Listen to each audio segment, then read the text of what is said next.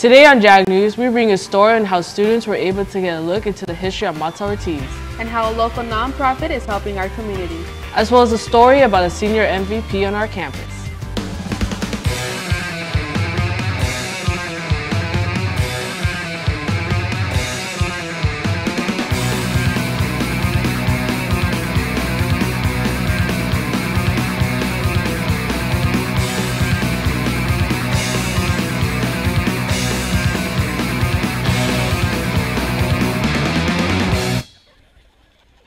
Welcome to this week's edition of Jaguar News. I'm Merce Mijares. And I'm Florence Cavallo. The Mata Ortiz potters came back to South. Here's Fernando Pastrana with more.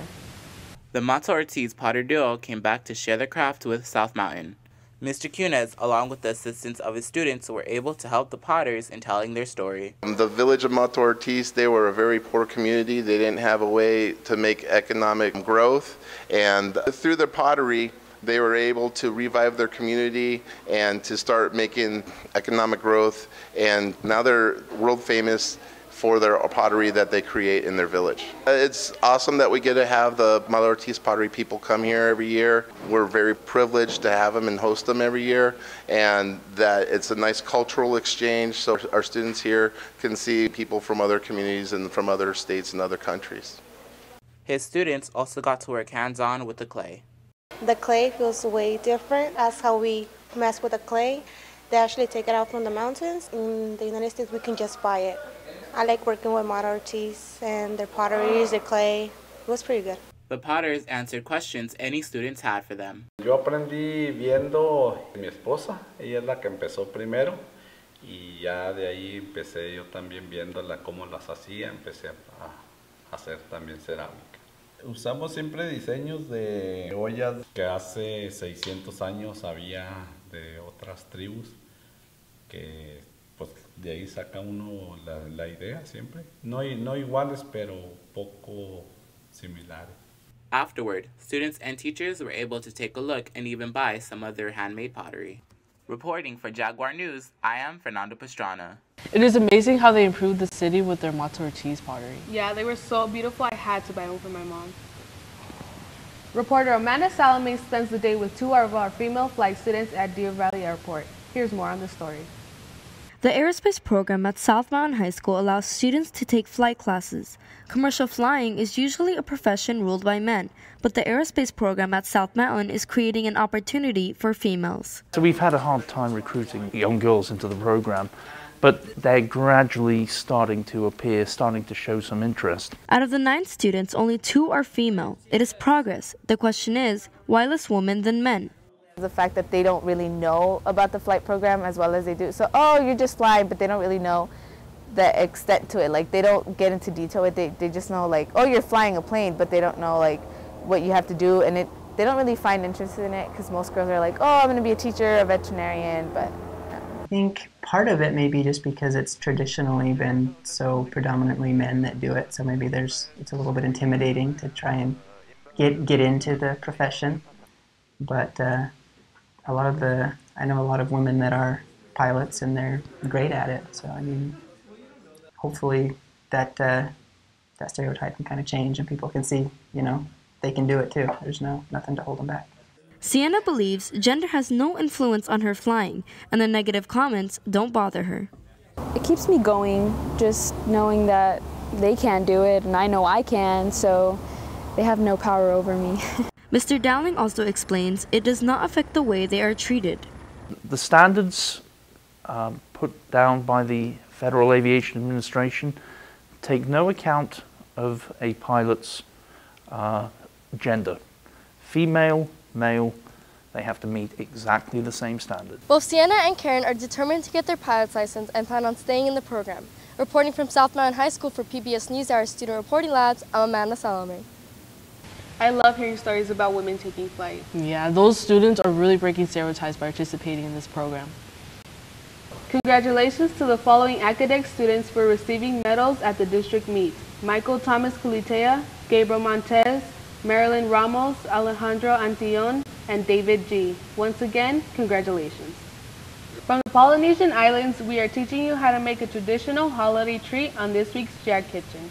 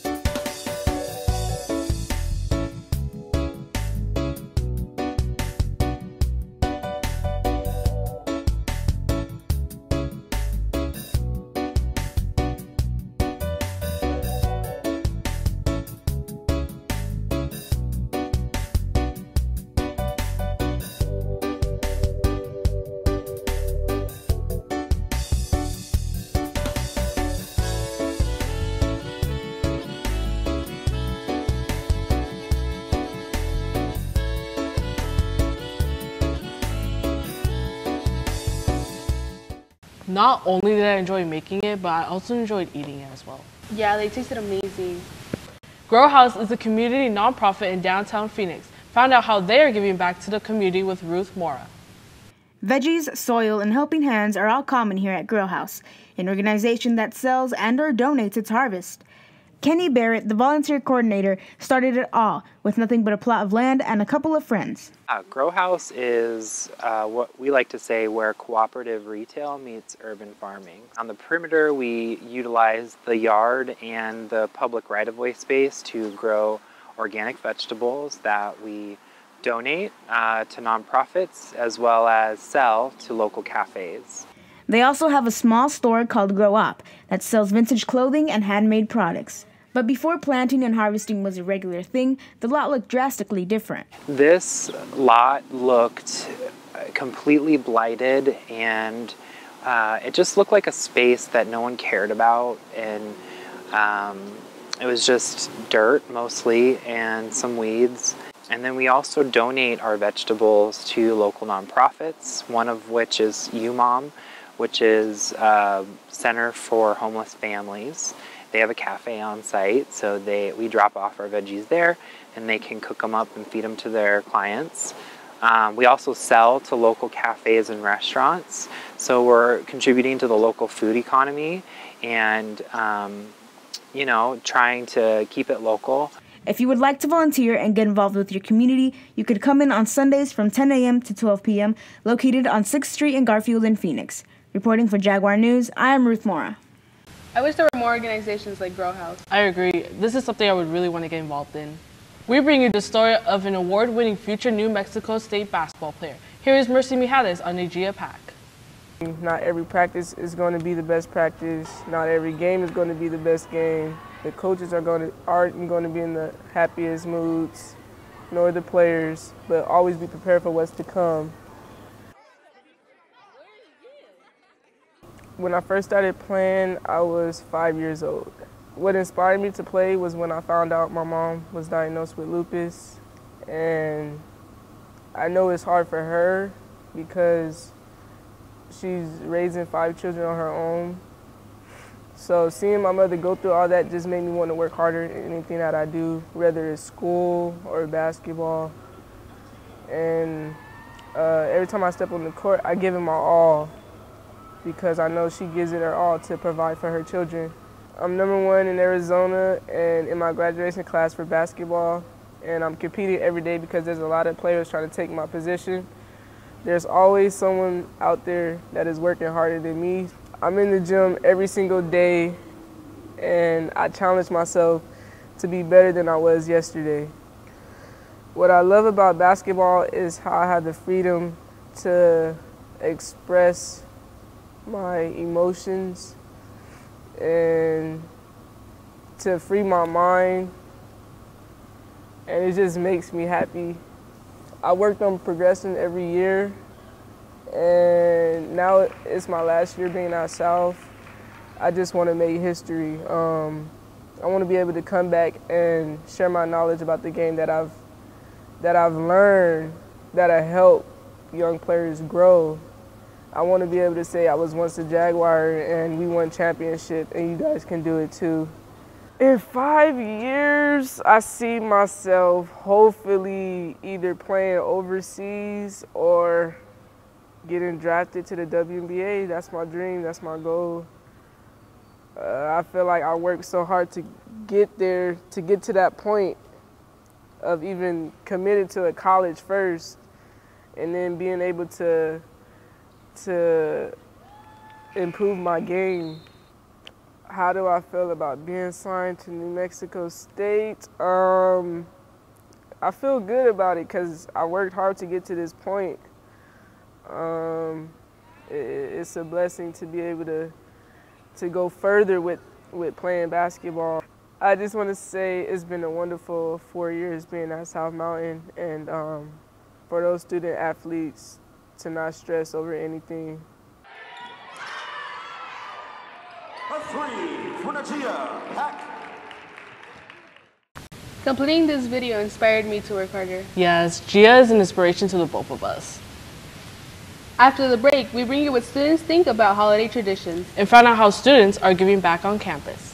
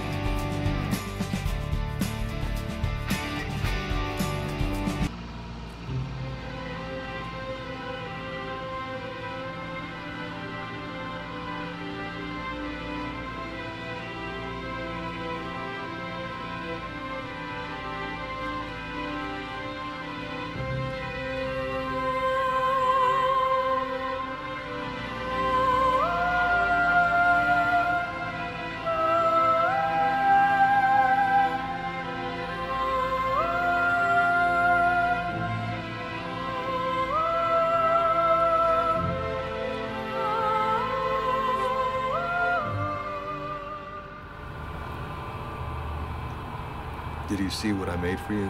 Yeah, it was something. Why do you have to say it like that, Jarrell? I made that with all my heart. I put so much time and effort into making this for you with the intention to make you happy, and all I get is, it was something? Are you even listening to me right now? Do I even matter to you, Jarrell? I put money into making that for you. You only paid $3. It's still money, and you know darn well how difficult it is for me to run into money like that.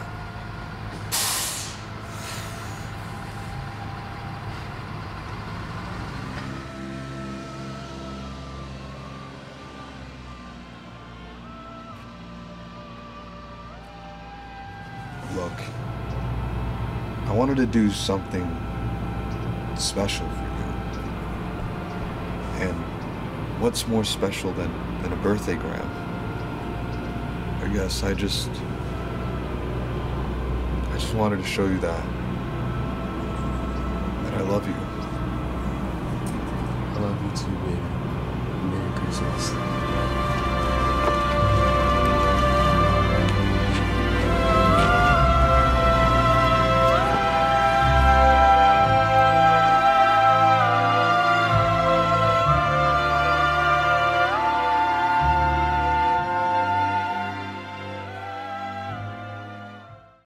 Welcome back. We wanted to find out just how well students of South Mountain knew their Christmas traditions. Here is reporter Christian Guzman with their answers. The holiday seasons are here, and we want to know just how well the students of South Mountain knew their holiday. All right, let's go.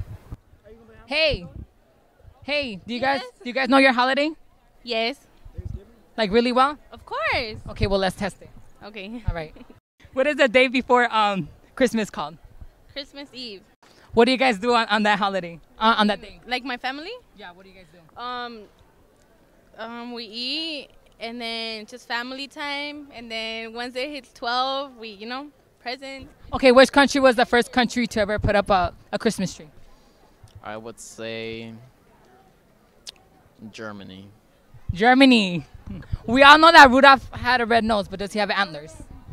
He does not have antlers. He does not? Have you ever watched Rudolph? No, I haven't. Okay, well, he does, because he's a deer. Deers have antlers. Crap. Sing the first Christmas song that comes up to your head. Jingle bells, jingle bells, jingle way. Oh, how fun it is to ride, because I'm the only one singing, yay, hey, hey. We all know Rudolph has a red nose, but does he have antlers? No. No. He does. Yes, he does. Have you guys seen the movie? Red nose, had a very shiny nose. Hey. How many reindeers pull Santa's sleigh? 6, 8. 8. 18. 19? 24. It's 9. Could you name them all? Rudolph. Snuggy. Twisty. Slim Jim. Applesauce. Jaguar. Bachelor's degree. ASU and GCU, right? Yeah, all things you're not going to get. Oh, man. This was so funny. I agree. Christian can always make me laugh. With Christmas coming up, gifts are being bought. But see how some students at South are actually giving back this year. Toothpaste, shampoo, and soap. These are the everyday items we use and have in our homes. But these are also the items some people need but don't have.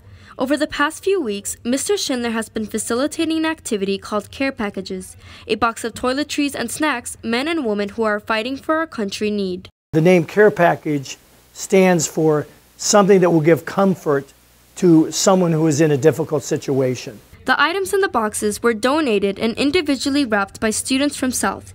These students explain why the simple notion of giving back is so important. I think as human beings, we should help each other out by any means possible. And this was a really great idea. Like, we all think of helping, but we never take action. So this is really my first time trying to start something with the school. I think it's important for everybody to give back because it just shows like your heart, who you are as a person, and how you make a difference not only for yourself but for everybody else. This kind-hearted gesture of giving back was the centralized idea of this activity. But how did it all begin? I became involved in the process because one of my former students, a young man who went to South Mountain, his name is Tobin Seymour, contacted me via Facebook and said, "Mr. Schindler, I'm being deployed to Afghanistan and we're very afraid, and anything you can do to help us, we'd be appreciative of." He later sent me a subsequent email which stated, "Can you send us packages?" And he gave me a list of items, and thus began this project. Mr. Schindler also explains the concept behind this project. The reason we do this is to broaden our students' concept of philanthropy. Philanthropy is giving without expecting anything back. Although they only have enough items to fill 10 packages, they are still accepting more donations. So if you're interested in helping out, see Mr. Schindler in room 122. For Jaguar News, I'm Amanda Salome. I love hearing stories about giving back. Yes, this story warms my heart. And now we pass the controller to Justin Crenshaw. Jingle bell, jingle bell, jingle bell rock. Jingle.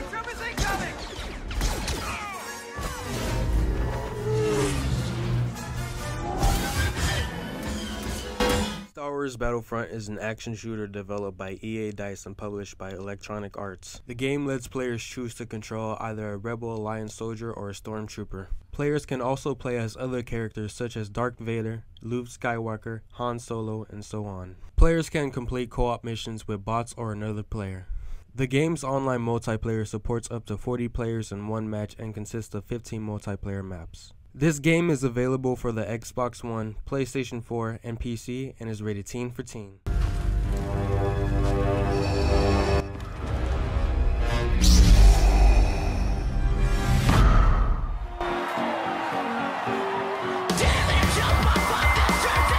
Guitar Hero Live is a music video game that was developed by Freestyle Games and published by Activision. It introduces many changes to the gameplay, such as a revamped guitar controller with a 6-fret layout, and a view that simulates a real-world concert setting from the perspective of the guitarist. The game's soundtracks include songs by The Black Keys, Ed Sheeran, Fall Out Boy, Green Day, The Killers, My Chemical Romance, Pierce the Veil, The Rolling Stones, Skrillex, and more. This game is available for the PlayStation 3 and 4, Xbox 360, Xbox One, and the Wii U, and is rated T for teen.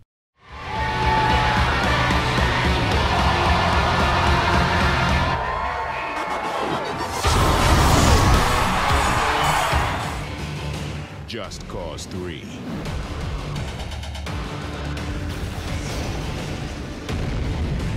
Just Cause 3 is an open-world action-adventure video game that was developed by Avalanche Studios and published by Square Enix. The setting takes place on a fictional island known as Medici, with Rico Rodriguez set as the protagonist. Rico Rodriguez returns to his homeland that is under the control of a dictator named General Sebastiano di Ravello, who has his eyes set on world domination. Wanting to stop him, Rico goes on a journey to destroy his evil plans. This game is available for the PlayStation 4, Xbox One, and the PC, and is rated M for mature. Those are the top 3 games that you should get for Christmas. For Jag Gaming, I am Justin Crenshaw, and I wish you a Merry Christmas. Thanks for tuning in into this week's episode. Stay tuned for a jolly jingle from Jag News.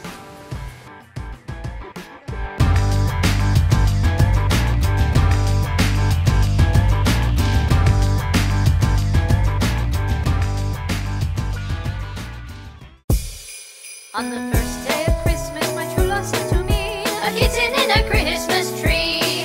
On the second day of Christmas, my true love sent to me 2 scratching posts and a kitten in a Christmas tree. On the third day of Christmas, my true love sent to me 3 balls of yarn, 2 scratching posts, and a kitten in a Christmas tree. On the fourth day of Christmas, my true love sent to me 4 litter boxes, 3 balls of yarn, 2 scratching posts, and a kitten in a Christmas tree.